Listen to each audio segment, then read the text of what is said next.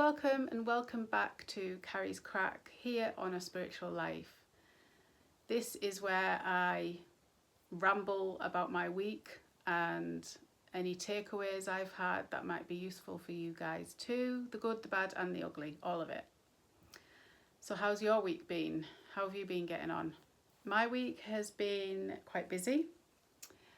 I home educate my girls and we're in the summer holidays. We tend to do home ed all the way through, but sometimes in the summer we'll do a lot more socialising than anything else really. And this week my eldest has been going to forest school, so that's been 10 till 4. They actually have an overnight tonight, but my daughter's too young at the minute for that. So tomorrow is only a half day. But it's like a 40 minute drive there and back every day. And it's as you home editors out there know, it's we're not used to this. We don't normally do this drop off and pick up thing. We usually stay with them and make a day of it, or at least an afternoon or whatever. So it's been a bit different, a little bit challenging, a bit tiring. So that's where I'm at today. I'm filming this on Thursday before Carrie's Craic goes out on the Friday. So we just have half a day to do tomorrow. But by doing that, what I wanted to talk about today is spending time with one child as opposed to 2 or more. And the second thing I want to talk about is a little bit on loss. Now, I'm not going to go into massive detail on that because I have got a separate, more comprehensive video on that. Go and check that out on my YouTube channel. But yeah, I'll tell you why as we come on to it. So it's about spending time with one child and loss and how it can be bittersweet. So yeah, spending time with one child is, so I have 2, and the eldest is quite, I think you usually find that your youngest is the one that demands the attention, right? But my eldest, we think, might have ADHD, undiagnosed, and does demand a lot from us. And so the youngest one doesn't get as much as I'd like, actually. And so with the eldest being away this week, the youngest has had my attention, and it's been really nice. Not to say that I don't like spending time with the eldest, it's not like that at all. It's just different, isn't it? It's not like you have a bigger love for one than the other. It's just to say it's nice to have your full attention on one child now and again. And is that something that you do? I have seen people say, well, I've seen a reel on a guy from a dad's perspective saying that he dates his child. He'll go and take her out on a date excuse me, and actually spend some quality time with them, and it really does them good, I think, and you, to do this on a regular basis. Now my youngest would go to razzmatazz on a Saturday morning. Now she's about to turn 4 in a couple of weeks, and so she can go in her own class now on a Thursday, which is in between the same time as my eldest. So yeah, my husband would take the youngest, but because he works away, my eldest would be like, I want to come too, it's daddy time. And so he would take both of them. But originally, it was just be him and the youngest. And, you know, he would say the same. It's nice to have some time away just with one child.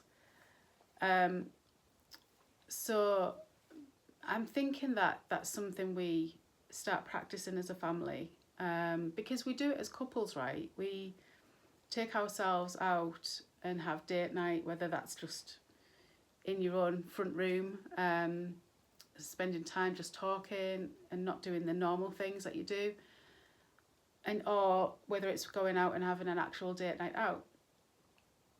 We do it with each other.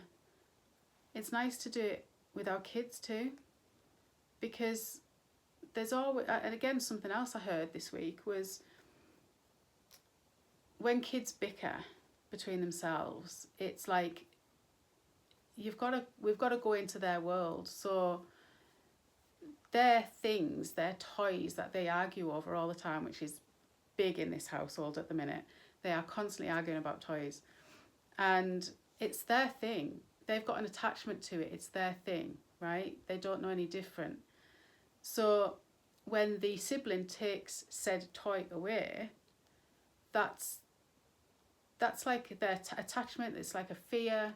It's like something's invading their space, and it's a bit of a threat to them. And I never really saw it like that. So being around the sibling puts them, and their toys, so sibling and toys, puts them in an area, like an environment of threat. So when they're with just you, without the sibling, there's no element of that. They know you're not going to take their toys. So they're not feeling under threat when they're just with you. And so that helps to keep the environment calmer. And that helps with your time together. So yeah, it was nice. It was nice spending time with the little one. And I think that's something that we will do. I'm just wondering, is that something you guys do? Do you spend quality time with, do you spend quality time with your kids on their own at different times? Does it just come about because the other ones are at activities, or is it something you actually intentionally do? And if so, what benefits do you see from doing that? So yeah, that's been a busy week. And moving on to point 2 then, is this thing about bittersweet and loss. So this week is always a big week for me. We're in the middle of August, and on Tuesday, was it Tuesday? No, Wednesday. Yesterday, 14th, would have been my dad's birthday, and he would have been 75. He died at 63, and so that's been 12 years. And and on top of this, I'll just get the story out. I mean, it is all in that lost video, but I'll just get the story out so you know where I'm at this week. It's not a sob story. I'm doing this because I want you to see, if you're going through similar, how things can work out with tools that you've got, and also as the years go on. So yes, my dad was 12 years ago, and my mum died suddenly on my birthday, which is on Saturday, so this will go out Friday, so it's the following day is my birthday. Yeah, she died suddenly, and that was 9 years ago now. And it does feel, especially my birthday, of course, with the passing being on my birthday, it always feels like a bittersweet day. Like there's an element of that grief is there, in the background, but you also want to enjoy the day. I also find Mother's Day hard. Here in the UK, it's in March, and my father-in-law died suddenly on Paddy's Day on the 17th of March, and then we have Mother's Day closely after, and then very closely after that, at the end of March, the very last day of March would have been my mum's birthday. So March is quite a difficult month as well. Now, I say this because one of the things I do, one of my things that has helped me is being open and honest with the people around me. So coming into March, coming into August, I will always say, to usually my hubby, because he doesn't always remember. He'll have an idea it's coming and things, but he won't know the actual dates or whatever. He's too busy. So I'll just like make him aware, you know, Dad's birthday tomorrow, you know, and I'll just make him aware. And I said this once to a friend, and they said, you know, I said, oh, it's a bad week, or it's not a good month at the, you know, and she'll be like, well, why are you putting that out there? Why are you making it a thing? Why are you, you know, I did question it. I always question these things. You know, I don't take my way as right all the time. But I did think about it, and I thought, well, I'm not doing it to set myself up for, you know, uncontrollable grief. Like, I'm not doing that. I'm making those people around me aware of how I may or may not come across in that time. You know, there's some years I haven't even thought about it until I've written down the date, or I haven't even thought about it until that night. You know, something me and hubby used to do in the early days was have a glass, have a drink and just raise a toast to my dad. And then, you know, something we do on Father's Day, both of us having both lost our dads, we will do that. We'll just have a drink and just say cheers to Dad, and we may or may not talk about them, but we've acknowledged them on that day. And some days I think I've even forgotten, like on the anniversary of Dad's death, I think I've forgotten actually. And then you have the guilt around that. But the point is I still stand fast that I make the people around me aware of what I may or may not be like during that time. Not to say I'm going to be like anything, because I don't know how I'm going to be on the day. So this week, on Wednesday, yesterday, I've been thinking about him a lot this time actually in the run up. He used to like Meatloaf. We went to a Meatloaf concert together, and I remember one time we were going to a Meatloaf concert, and we were getting picked up by a coach in town, but not till like mid-afternoon or something. So Dad's like, oh, well, come on, we'll go and have some drinks in the boozers and play some pool. And we put Meatloaf on all the jukeboxes as in every pub we went to. And then we didn't get signal from our phone in a lot of them. And so the gig actually got cancelled. He cancelled for whatever reason. And Mum couldn't get hold of us, so she had to go around all the pubs trying to find us to let us know it had been cancelled. So that's what we did in the end. We just thought we'll carry on putting all these Meatloaf songs on. So yeah, that was good.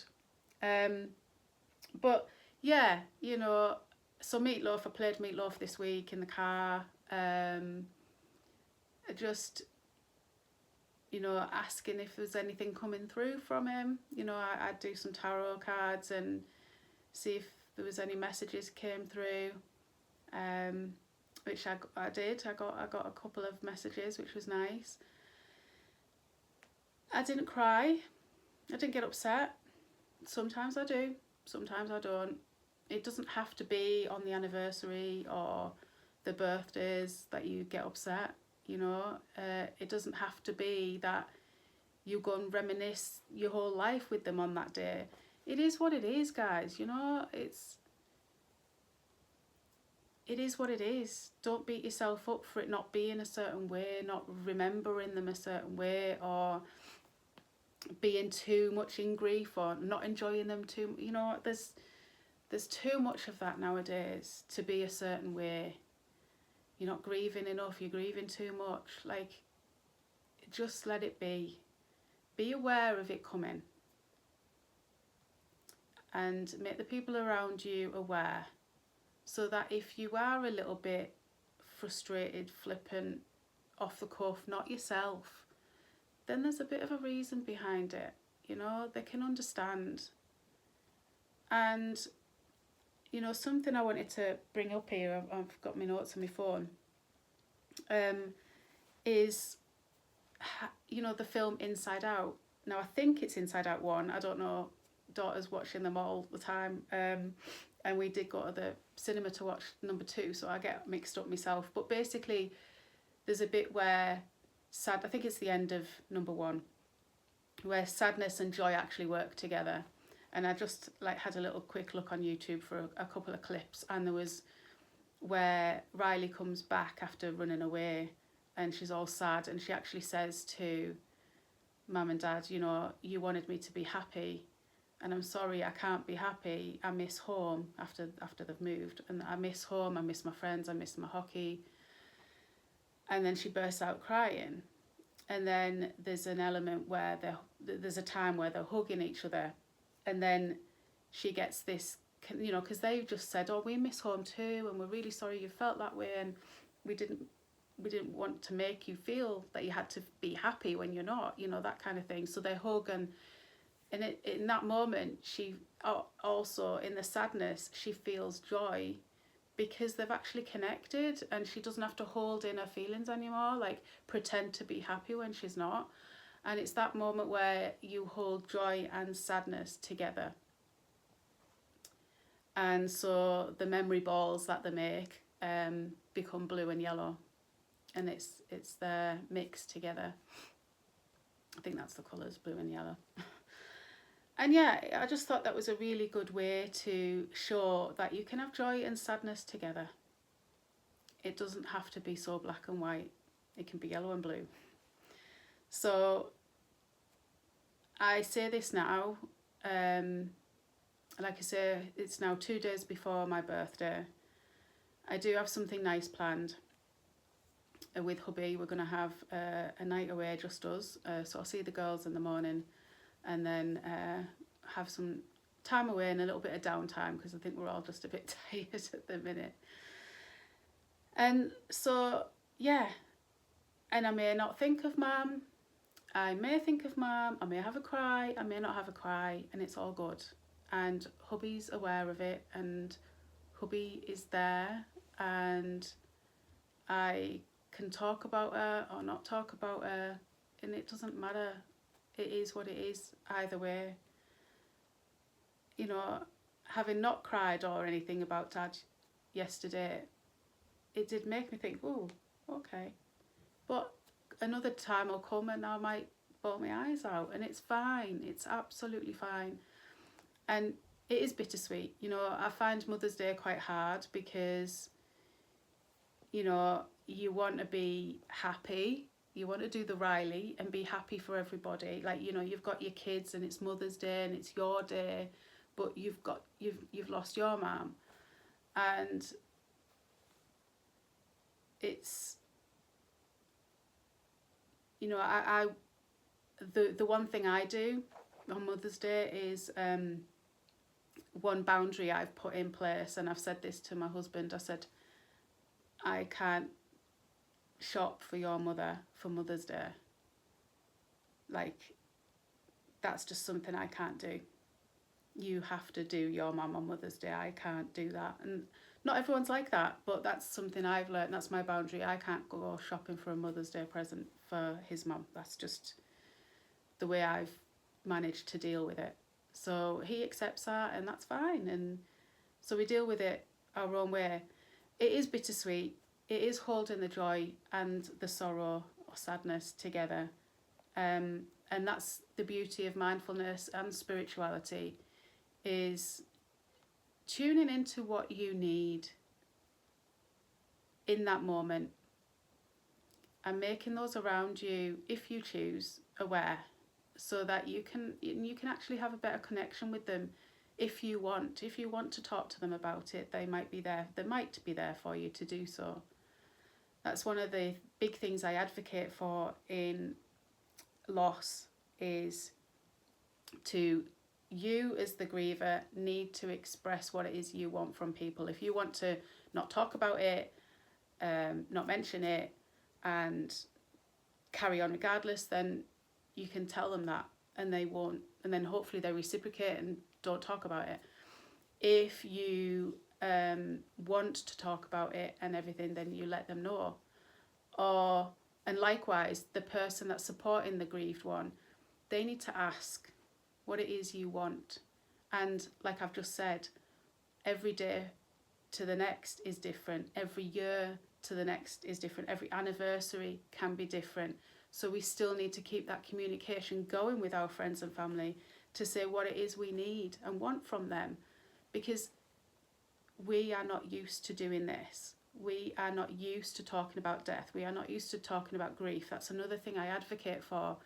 By doing this, we can support each other, but we're not used to being in our own pain, let alone somebody else's. So if you say to somebody, I want to talk about them, they might find that really hard, and we've got to accept that, you know. They can't always give us what we want because they're not used to doing it. With this whole journey that I'm talking about and hopefully helping you on with mindfulness and sitting with it, sitting with all of it, the good, the bad and the ugly, we're doing the work. Doesn't mean that they are. And part of our work within that is accepting them for what they can give us in any given moment.